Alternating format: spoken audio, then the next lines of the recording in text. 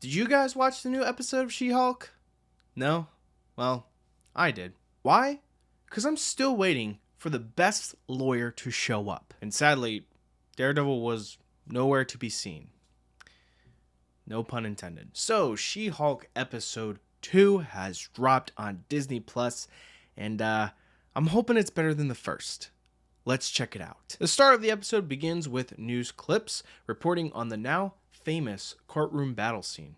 You know, the one where She-Hulk committed a hate crime in front of a whole court. We see an eyewitness interview, and the interviewee gives us a description of the fine woman he saw in the court and gives her the name She-Hulk. Now, of course, Jennifer thinks this name is just completely outrageous and dumb. She can't just exist without being a derivative of the original Hulk.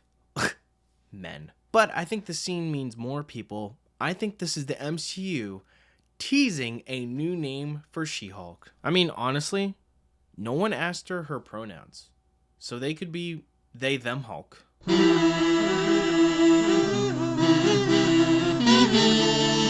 Let's just be thankful the MCU did not go there. So in this bar, a lot of things happen. Her coworker calls a woman a it, and her mean white boss fires her right on the spot. He basically said, "Oh, you did the right thing by saving those people, but you lost us the case, so you're fired."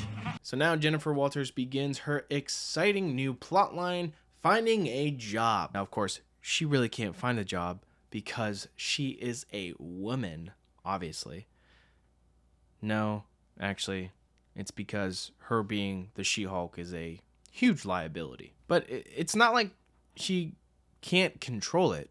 She obviously can. She should probably let those people know that she can control her anger, especially when being catcalled or mansplained to. So next we see Jennifer Walters go to her family for a nice family dinner, and I'm going to be honest here. I actually kind of enjoyed this scene. Even though some of the actors and writing is kind of cringe, I still thought it was a decent scene. Just with everyone bugging her about the She-Hulk, you know?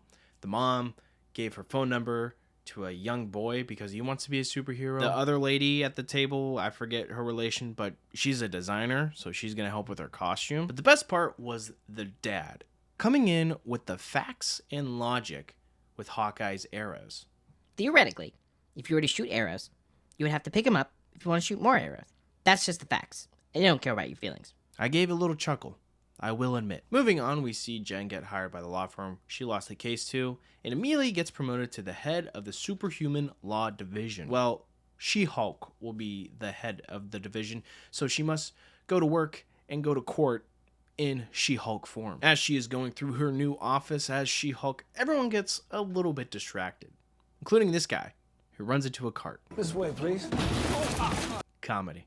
We then see Jen break the fourth wall, complaining about being a diversity hire. Now, I know She-Hulk breaks the fourth wall a lot in the comics, but something about these fourth wall breaks in the show feels a little off to me. Especially in this shot right here. It doesn't look like she is staring at the camera at all. And sometimes when she does break the fourth wall, I can barely tell sometimes because it just kind of flows together, if that makes sense. Like, I feel like there needs to be a break or a pause before she looks into the camera and talks to us. At this point in the episode, I really haven't gotten that all men are bad type of feeling like I did in the last episode, and to be honest, I kind of missed it.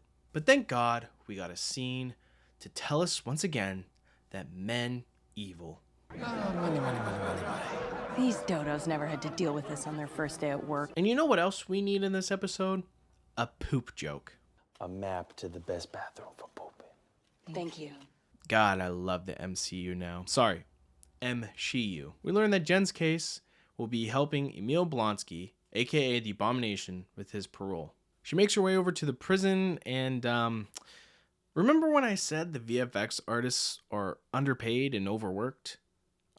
This is yet another example of that. Just look at this shot. More specifically, look at this truck that drives through. What is this? This truck just looks so bad. And hey, I get it.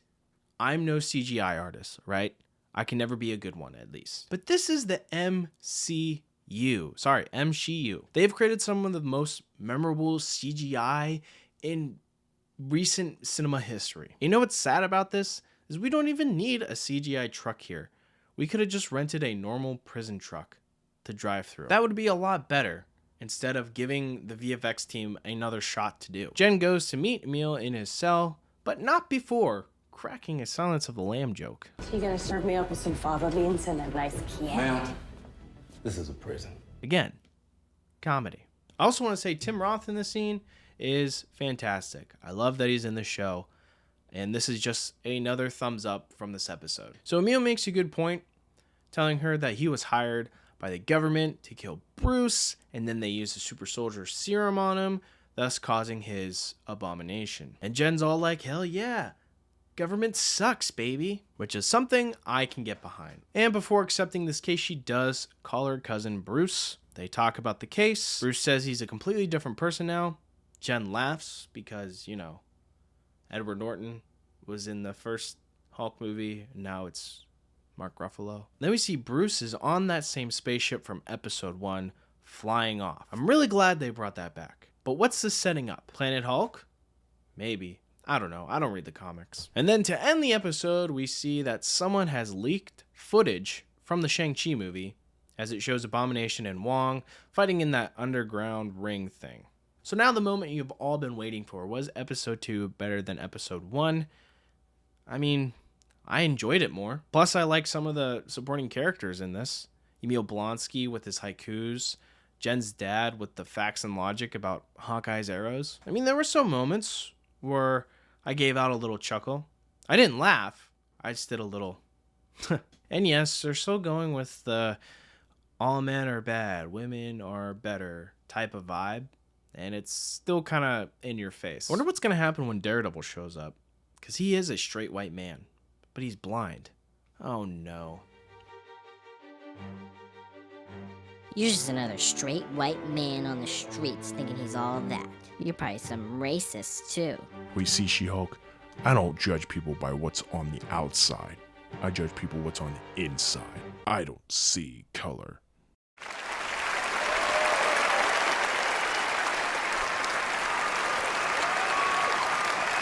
I want to make this point again. This is still episode 2 out of 9, I believe. We still have the rest of the season to go. Who knows, maybe things pick up and the story gets way better than we expected. Just want to keep that in mind. So, did you guys watch She-Hulk episode 2? If you did, let me know down in the comments below. Also, be sure to like this video if you enjoyed and subscribe for more content just like this. If you need caught up on the rest of my videos, be sure to click this link right here. That is all I have for you guys today.